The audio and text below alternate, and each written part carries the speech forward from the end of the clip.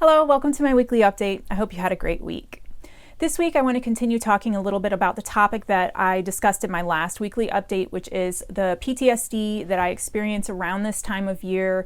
You know, back in 2006, I was in a major car accident that changed the entire trajectory of my life. And so every year around this time, my PTSD symptoms, they tend to be in full swing. They're worse around this time of year than they are any other time of year because my nervous system and my brain associates this time of year with trauma, loss, pain, and injury.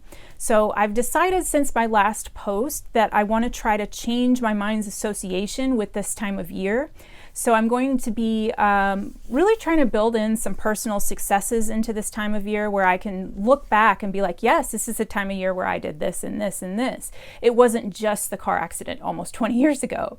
So what I did since my last update is a big deal. It may not sound like much of one for everybody else, but for me, dealing with panic disorder and agoraphobia since I hit my head, this is huge. I walked about a mile down the road to a store where I actually interacted with other people, and I did this by myself. And the little bit of confidence that I got from doing that has just been, it's been amazing. And so what I'm going to continue doing is building exercise into my week. I'm going to shoot for either every other day or like 2 days on, 1 day off, that kind of thing, you know, hopefully to help, you know, rebuild my confidence and to get used to leaving the house, because it was such a challenge being housebound and ill for as long as I have to now change my mindset about that. I will say this though, despite the exercise that I've had so far, the insomnia and the nightmares are still a problem. Not last night, but the night before that, I didn't sleep at all. I laid there in bed, kind of in between that sleep and wake place, wishing that I could please cross over to sleep, but I just never fully made it over there. And then about 4 a.m., I was kind of roused out of bed with a panic attack. So I'm exhausted.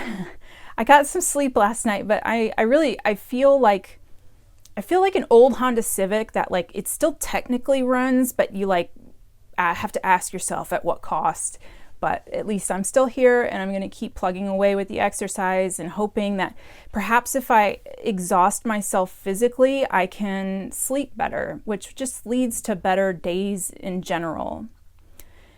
And last but not least, I'm going to change my daily routines. Eventually I'm going to build in a solid nighttime routine to kind of, reinforce that healthy sleep cycle.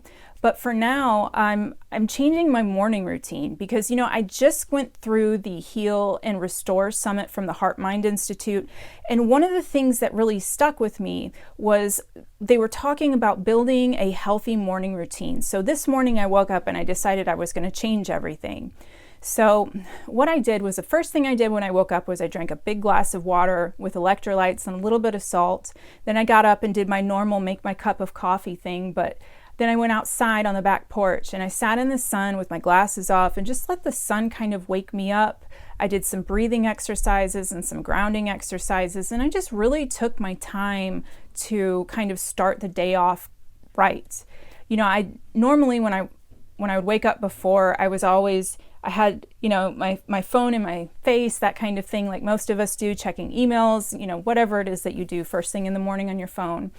This morning I decided I was going to not look at my phone for at least 30 minutes after I woke up because I wanted to set the tone for the day, and I didn't want that tone to be, neurotic. Maybe that's the right word. But it really, just that one time I could feel a difference. I could feel like, I got off on the right foot for once. And I started off nice and calm, and I just kind of took my time this morning. And so far it's been really helpful. So next step is starting an evening routine to hopefully, again, support healthy sleep. But I think that's all for this week.